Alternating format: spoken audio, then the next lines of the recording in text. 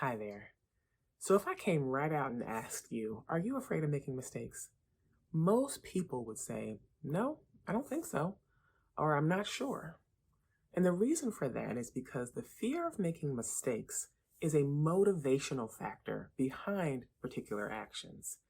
Actions like fear of trying new things, needing to get things perfect so you redo a perfectly good project or task, even though you've already gotten some positive feedback on it, or rushing to correct yourself in front of someone else so that they don't say it first out loud. These are just a few of the ways that the fear of making mistakes shows up. And today we're going to talk about where it comes from and how we can begin to untangle it. And at the end of the video, I'm going to share one tip that might surprise you, but it's very effective. But first, I'm Erna and I'm a transformation coach. That means I figured out some stuff. I figured out some things and I created some very effective, very predictable tools that heal trauma and clear limiting beliefs. I've learned, I've been supported, I've been coached, I've experienced, I've tried for myself, and I've gotten results. And so I'm sharing with you today. I share on this platform what I can responsibly share so that you can increase your awareness and see the patterns that you're working with without shame, without guilt, and learn how to begin to untangle those, unravel from those, so that healing can be permanent and lifelong and not something you have to hold in place forever with your effort and managing of your symptoms. So yes, the fear of messing up or making mistakes, it's a motivational fear. And so that's why asking directly, people don't quite identify with that. But what we do identify with is staying at a job that we hate, or fear of introducing ourselves to new people, making new connections, fear of starting a task or a project until everything is just right, or the fear of trying something new. That's what we can relate to most times. And behind that is the fear of making mistakes. So where does it come from? It comes from getting repeated negative feedback to making mistakes when you were a child. And so you experienced enough times that, hey, getting it wrong is going to cost you something. And so when you got older and you made mistakes, you weren't so much afraid of the action or the experience of making the mistake. You learned to be afraid of what comes after your actions. That's what you braced for. So as a child, your behavior was merged with your identity and it turned into shame. So it was no longer, oh, I made a mistake. It became, I make mistakes because that's who I am. That's what I perpetually do. I'm someone who makes mistakes, versus being able to separate the behavior from the person. So maybe when you dropped things or spilled things, you got really harsh criticism. Maybe you were yelled at. And so that taught you that mistakes equal, I'm not safe, I'm wrong, I gotta get this right. Did you get conditional praise, where you only experienced encouragement or praise or compliments when you did something right? And so it taught you that you're only worthy of love when you perform well. And it also taught you that you are what you do. When you messed up, were you shamed or punished or spanked instead of encouraged or guided and educated? Were you labeled things when you made mistakes? Were you called lazy or silly or stupid or careless? All of these things rest in a child's subconscious. They sink down deep and they define them. Or were there very high expectations in your home where there was zero room for error, no room to get things wrong at all? And so you learn to be a perfectionist. And perhaps you were paralyzed before you even get started on a new project or a new task. Or were you raised being constantly compared to other kids? Why can't you be more like your brother? Why can't you be more like your sister? Or like Joe from school? That taught you that don't ever fall behind, because if you ever fall behind and after you compare yourself to your peers, you're going to lose love. All of those reasons, and there are other scenarios, but all of those examples, if learned when your mind is still forming, when you're still impressionable, it's enough to make you afraid of getting things wrong. And all of this was happening in your subconscious mind, in your nervous system, not on the surface. So now as an adult, because it was imprinted on your subconscious, you're being motivated to take actions that would protect you from the cost that you paid when you were younger, when you were brand new to the earth, when you had no idea how to be a human being as a kid and as a teen, when you needed education and guidance and not judgment You needed your behavior to be seen as data versus, something to hold against you. As an adult, you're afraid of what the mistake will mean about you, what the stumble says about you. So it makes perfect sense, actually, that subconsciously you would prevent yourself from being in situations and engaging in activities where the chances of success were not high or guaranteed. So again, we mentioned not speaking up, fear of trying new things, fear of meeting new people, fear of feedback. If you were heavily criticized as a child for making mistakes, feedback feels like darts coming at you all over. You don't want that kind of exposure. Over preparing or overthinking ahead of time to make sure everything is just right to limit the chances that you would make a mistake that people can see. Or perhaps it could look like people pleasing and giving too much to avoid disapproval, or naming your mistake out loud before someone else gets a chance to. And that ties into like an over accountability, where when you were younger, you were probably held accountable for things that you never should have been held accountable for. And now you rush to take responsibility. As an adult, do you abandon interests that you actually care about?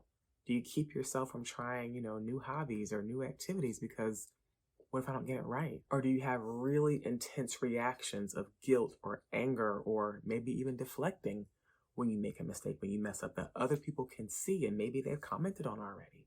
So you can make that connection between the cost that you paid when you were younger and how you protect yourself from having to pay that cost again later in your relationships, at work, and time with yourself and enjoying your life.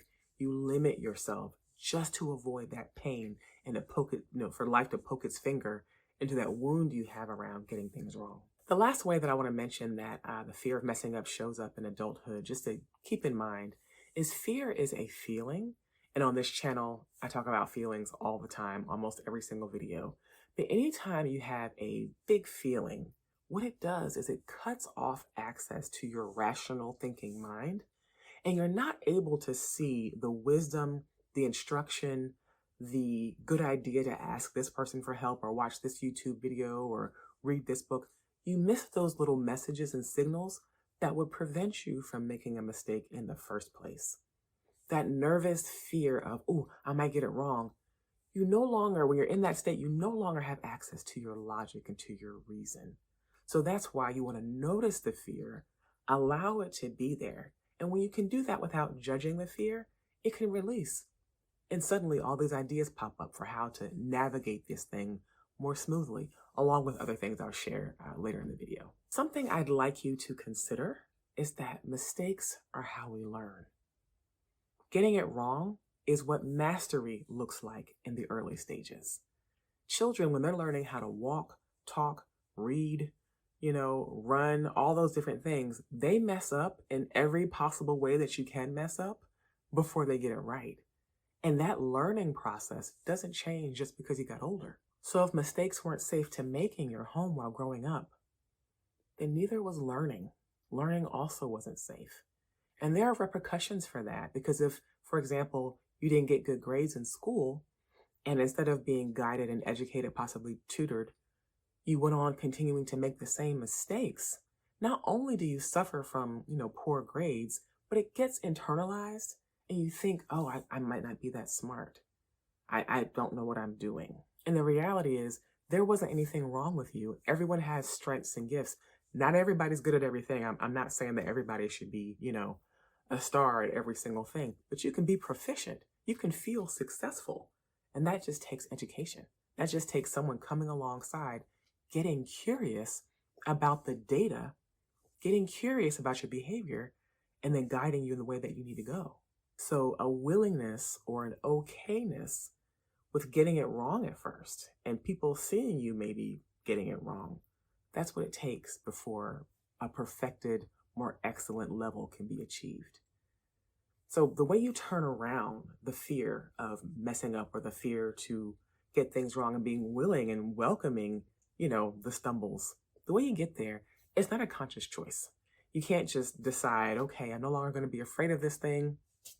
I'm done. And you'll hear me say that a lot because so much of our behavior is not a conscious choice. A lot of it, most of it, is subconscious imprinting. And so because you didn't mindset your way into the fear of making mistakes, you're not going to affirm or mindset your way out of it. And that starts with a willingness to peel back the layers and examine and be curious how you first learned this mindset, this fear in the first place. Because somewhere along the line, you learned to see mistakes as signals that danger was on the way versus neutral events versus data. Because the healthy response to making mistakes is curiosity, leaning forward, being willing to explore without judgment, and just trying to see, hey there, let's see where we got this off here. Maybe I need to tweak it here or maybe there without the judgment. But if nobody modeled that to you, if you've never had the experience of someone welcoming your stumbles, then you don't know how to give that to yourself. And so it makes sense that it's a struggle. And this comes up a lot on people's healing journeys, my own included, because the more you heal, the more layers of the old you that are done away with, the more you become intimate with the beliefs that you've had all your life that you didn't even know that you had. And it's like, oh, I didn't know I thought that about myself or about other people. And it's tempting to feel a sense of shame. But if you can remain curious and not see it as a problem on your end, but more so a data point, you're able to handle it with care, and the faster it can heal and clear. And then you begin to see yourself more clearly and see, oh, I'm good at this, or I really like this, or I want to do this. And then you're able to take more risks and make more connections. And it just goes from there. Being able to properly see your behavior from the lens of curiosity and it's not your fault, that is pivotal to any kind of permanent healing process. So how can you get started with untangling from this fear, from this belief? You know, I always like to share two solutions, one for your conscious mind and one for the subconscious on a deeper level.